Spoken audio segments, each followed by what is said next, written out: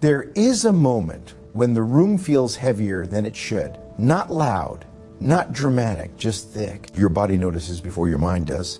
A small tightening in the chest. A slow breath that doesn't quite finish. Something feels off, but there's no clear reason. You keep listening, you keep nodding. You stay present longer than feels natural. And that's the strange part. Nothing bad is happening. No argument, no crisis. Just a quiet pressure building somewhere behind the ribs. Most people wouldn't notice it. They'd move on. They'd stay. But something inside you begins to pull back. Not away from the room. Away from yourself. You don't react. You don't announce it. You don't even fully admit it yet. You just grow a little quieter. There's a pause where you would usually speak, a delay where you would normally reach. A small gap opens and no one sees it. But that gap matters because it's not about what's being said. It's about what's being absorbed. You feel it in your shoulders first. They sink almost imperceptibly, as if they've been holding something for too long.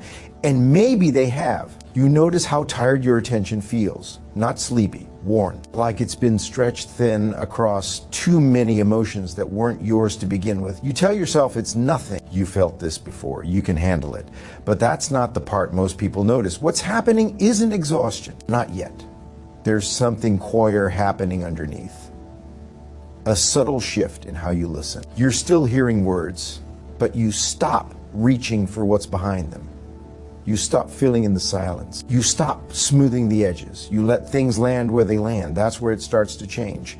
You don't become cold. You don't become distant in a way others can point to. You become contained. Your emotions pull inward, like a tide that's learned to retreat without leaving foam behind. People might think you're calm, more grounded, less reactive. They might even compliment you for it.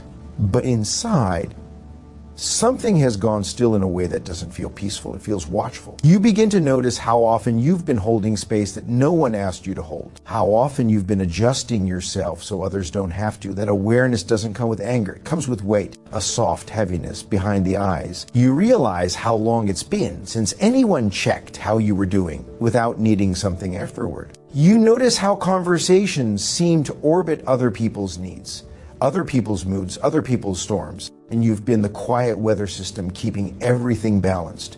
You don't say that out loud. You don't even think it in full sentences. It arrives as a feeling, a gentle but firm realization that your inner world has been crowded for a long time, but there's still something missing because even now, you're not planning to leave, not consciously. You're just tired in a way rest doesn't touch. There's a moment where someone speaks and you feel the familiar pull to respond in the right way, the understanding way, the careful way. And for the first time, the impulse doesn't arrive. There's a blank space where it used to be. You answer anyway, out of habit. But the answer comes from a shallower place. You can feel the difference. That's not the part most people notice either. They hear your words, they don't hear what's missing underneath them. They don't hear the effort it now takes to stay emotionally available. They don't see how you're starting to ration your energy without telling anyone. You give less detail, less follow-up, less of yourself, not as a strategy, as a reflex. Your nervous system is learning something new. It's learning that constant openness has a cost, but you haven't named it yet. So instead, you become quieter, more selective, harder to read. People might say you've changed, that you seem distant, that you're not as warm as before. You hear it, but it doesn't quite reach you because there's a deeper process unfolding. You're starting to feel the difference between connection and depletion. That distinction used to blur. You thought being present meant absorbing everything.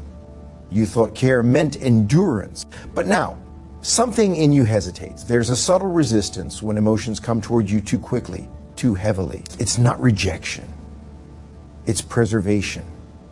And it feels unfamiliar. You wonder when this started. You replay moments in your mind, conversations, silences, but that's not where the answer lies. The answer is in the accumulation, in the years of noticing moods before words, in the instinct to adjust yourself so others feel safe, in the unspoken agreements you made with yourself to be the steady one.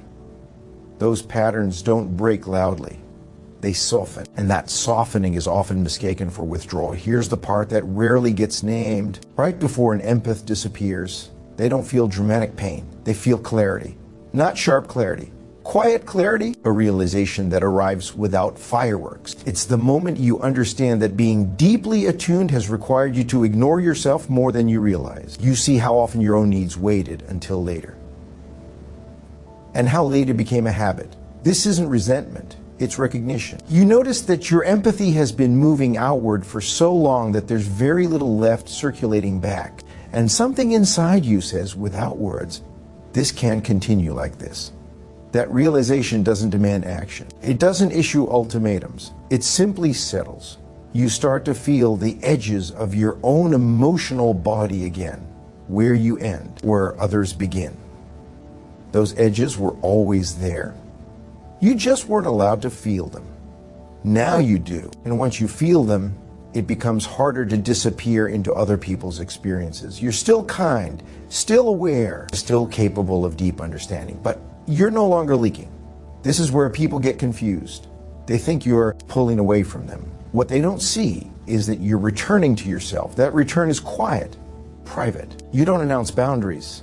You embody them. You pause longer before responding. You choose silence where you used to soothe, not to punish, to breathe. Right before you disappear, you're actually becoming more present than ever, just not in the way others benefited from before. Your attention turns inward. You begin to feel your own fatigue without immediately explaining it away. You let yourself feel disappointed without translating it into understanding. That's a shift, and shifts like that change relationships without anyone saying a word. Some people feel it immediately. They feel less held. Others don't notice until much later, when they realize you're no longer available in the same way. But you didn't leave all at once. You faded gently from roles that required you to abandon yourself. That fading wasn't planned. It was a response, a natural correction after too much emotional weight carried alone. There's a moment close to the end of this process where you look back and realize how much you gave without keeping score, and you don't regret it. You just don't want to live there anymore. Disappearing in this sense isn't vanishing. It's becoming unreachable to dynamics that relied on your constant emotional presence. It's choosing depth over diffusion, and that choice feels lonely at first because fewer people can follow you there. The noise quiets, the demands lessen. What's left is space. That space can feel empty, or it can feel like relief. Often it feels like both. You sit with yourself more. You notice your own moods without immediately adjusting them. There's a tenderness in that, and also grief. Grief for the version of you that believed love meant endless availability. Right before an empath disappears, they don't harden. They soften inward. They learn to feel without absorbing. They learn that empathy doesn't have to be a doorway. Others walk through without knocking. This understanding doesn't make life easier. It makes it quieter. And in that quiet, something true finally has room to breathe.